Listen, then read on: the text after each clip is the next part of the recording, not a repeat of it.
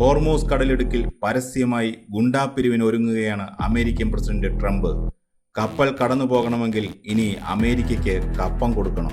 എന്താണ് ഹോർമൂസിൽ സംഭവിക്കാൻ പോകുന്നത്?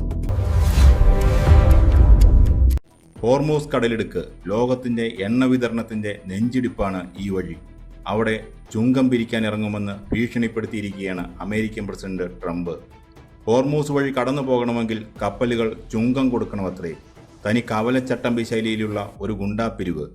ട്രംപിന്റെ മനസ്സിലിരിപ്പാണ് ഒടുവിൽ പുറത്തു വന്നിരിക്കുന്നത്. ഞങ്ങൾ പശ്ചിമേഷ്യയെ കാത്തുരക്ഷിക്കുന്ന മാലാഖമാരാണ്, അതുകൊണ്ട് ഞങ്ങൾക്ക് ടോൾ വാങ്ങാം എന്നാണ് ട്രംപിന്റെ വാദം. ട്രംപിന്റെ പുതിയ ഭീഷണിയുടെ തുടക്കം ഇങ്ങനെയാണ്. അമേരിക്കയും ഇസ്രയേലും ചേർന്ന് വെടിനിർത്തൽ കരാർ ലംഘിച്ചതിൽ പ്രതിഷേധിച്ച് ഇറാൻ ഹോർമൂസ് കടലിടുക്ക് അടച്ചെന്ന് റിപ്പോർട്ടുകൾ വന്നു. ഉടനെ എത്തി ട്രംപിന്റെ ഭീഷണി. ഇറാനുമായുള്ള ചർച്ച പരാജയപ്പെട്ടാൽ പിന്നെ കളി മാറും. വെടിനിർത്തൽ നിലനിൽക്കുന്ന ഈ 60 ദിവസം ഞാൻ ടോൾ പിരിക്കില്ല. അത് കഴിഞ്ഞ് കരാറായില്ലെങ്കിൽ ഹോർമൂസിലൂടെ പോകുന്ന കപ്പലുകളിൽ നിന്ന് അമേരിക്ക ടോൾ ഈടാക്കും. ട്രംപിന്റെ ഭീഷണിയാണിത്. അമേരിക്കയുടെ തിരക്കഥയനുസരിച്ചാണ് കാര്യങ്ങൾ നീങ്ങുന്നതെന്ന് ഇപ്പോൾ മനസ്സിലായില്ലേ? ഇത് വെറുമൊരു ഭീഷണിയല്ല. ഇതിൻ്റെ പിന്നിൽ കൃത്യമായ ചില അജണ്ടകളുണ്ട്. പലർക്കും സംശയമുണ്ടായിരുന്നു, അമേരിക്ക എന്തിനാണ് എപ്പോഴും ഈ പശ്ചിമേഷ്യയിൽ പോയി തലയിടുന്നതെന്ന്. അതിനുള്ള ഉത്തരമാണിത്. അമേരിക്കയ്ക്ക് ഇറാന്റെ എണ്ണ സമ്പത്ത് കൈക്കലാക്കണം. അതിന് പശ്ചിമേഷ്യയിൽ എപ്പോഴും അശാന്തി നിലനിൽക്കണം. അവിടെ സമാധാനമുണ്ടായാൽ അമേരിക്കയ്ക്ക് പിന്നെ അവിടെ എന്ത് കാര്യം? അവർക്ക് അവിടെ സ്ഥിരമായി താവളമടിക്കണമെങ്കിൽ അവിടെ പ്രശ്നങ്ങൾ പുകഞ്ഞുകൊണ്ടേയിരിക്കണം. ഞങ്ങളില്ലെങ്കിൽ നിങ്ങൾ തീർന്നു പോകും എന്നൊരു ഭീതി മറ്റ് അറബ് രാജ്യങ്ങളിൽ ഉണ്ടാക്കിയെടുക്കുകയാണ് ട്രംപിൻ്റെ ലക്ഷ്യം. ഇവിടെ നമ്മളൊരു കാര്യം ശ്രദ്ധിക്കണം. ഇറാനെ പപ്പടം പോലെ പടപടാന്ന് പൊട്ടിക്കാൻ അമേരിക്കയ്ക്ക് ഒരു ബുദ്ധിമുട്ടുമില്ല. ഇസ്രായേലിനെ വിട്ട് ഒരൊറ്റ ബോംബിട്ടാൽ തീരാവുന്ന പ്രശ്നമേ ഉള്ളൂ. പക്ഷേ അമേരിക്ക ഇറാനെ പൂർണ്ണമായി നശിപ്പിക്കില്ല. എന്തുകൊണ്ട്? ഇറാൻ എന്നൊരു ശത്രു അവിടെ വെല്ലുവിളിയായി നിന്നാലല്ലേ അമേരിക്കയ്ക്ക് അവിടെ നിലനിൽപ്പുള്ളൂ. വരുന്നു ഭൂതം എന്ന് കാണിച്ച് പേടിപ്പിച്ചാലല്ലേ നാട്ടുകാരിൽ നിന്ന് കാശ് പിരിക്കാൻ പറ്റൂ. തനി ചട്ടമ്പിമാരുടെ സ്ഥിരമടവാണിത്. ഒരു പ്രശ്നക്കാരനെ അവിടെ വളർത്തുക, എന്നിട്ട് നാട്ടുകാരെ രക്ഷിക്കാനെന്ന മട്ടിലെത്തി അവരിൽ നിന്ന് പണം പിരിക്കുക. ഹോർമൂസ് കടലിടുക്കിന് നിയന്ത്രണം കൈവന്നാൽ ലോകം മുഴുവൻ തൻ്റെ കൈപ്പിടിയിലാകുമെന്ന് ട്രംപിന് നന്നായി അറിയാം. ഈ വഴിയിലൂടെ പോകുന്ന രാജ്യങ്ങളെല്ലാം അമേരിക്കയുടെ മുന്നിൽ വന്ന് കൈകെട്ടി നിൽക്കേണ്ടി വരും. ഇറാനെയും ഒമാനെയും ഒക്കെ ചെറിയൊരു വിഹിതം കൊടുത്ത് ഒതുക്കും.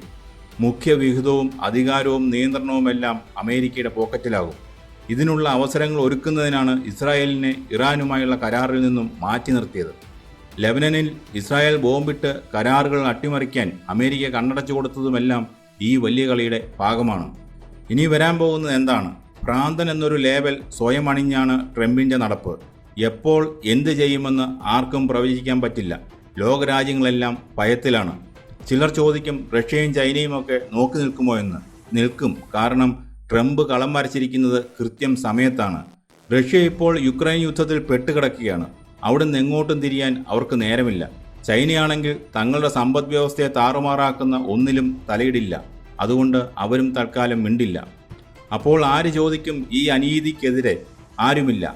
അമേരിക്ക എന്തു തീരുമാനിക്കുന്നുവോ അത് നടപ്പാക്കപ്പെടുന്ന ഒരു അതിഭീകരമായ അവസ്ഥയിലേക്കാണ് ലോകം പോകുന്നത്. ഇനി ട്രംപ് പറഞ്ഞതുപോലെ ടോൾ പിരിവ് തുടങ്ങിയാൽ എന്താകും അവസ്ഥ? ലോകത്താകെ എണ്ണവില കുതിച്ചുയരും. ഇന്ത്യയുൾപ്പെടെയുള്ള രാജ്യങ്ങളിൽ പെട്രോളിനും ഡീസലിനും തീ പിടിക്കും. സാധാരണക്കാരൻ്റെ കീശ കീറും. ട്രംപ് നടത്തുന്ന ഈ ഗുണ്ടാപ്പിരിവിൻ്റെ പങ്ക് ലോകത്തെ ഓരോ സാധാരണക്കാരനും തൻ്റെ പോക്കറ്റിൽ നിന്ന് കൊടുക്കേണ്ടി വരും. ചുരുക്കത്തിൽ പറഞ്ഞാൽ ഇന്റർനാഷണൽ ലെവലിൽ ഒരു ലോക്കൽ ഗുണ്ടാ വിളയാട്ടത്തിനാണ് ട്രംപ് തുടക്കമിട്ടിരിക്കുന്നത്. ഈ വഴിയിലൂടെ വരണമെങ്കിൽ എനിക്ക് കപ്പം തരണം എന്ന് പരസ്യമായി പറയാൻ മടിയില്ലാത്ത ഒരു അമേരിക്കൻ പ്രസിഡന്റ്. അടുത്ത ദിവസങ്ങളിൽ തന്നെ ഹോർമൂസ് കടലിടുക്കിൽ ട്രംപ് പിരിവിനായി ഇറങ്ങുമെന്നാണ് സൂചനകൾ. സമാധാന ചർച്ചകൾ വെറുമൊരു പുകമറ മാത്രമാണ്. അമേരിക്കയുടെ ഈ ചട്ടമ്പിത്തരത്തിന് മുന്നിൽ ലോകം മുട്ടുമുടക്കുമോ? ഇതിനെതിരെ ആരെങ്കിലും പ്രതികരിക്കുമോ? വരും ദിവസങ്ങളിൽ ലോകരാഷ്ട്രീയം കൂടുതൽ ചൂടുപിടിക്കുമെന്ന് ഉറപ്പാണ്.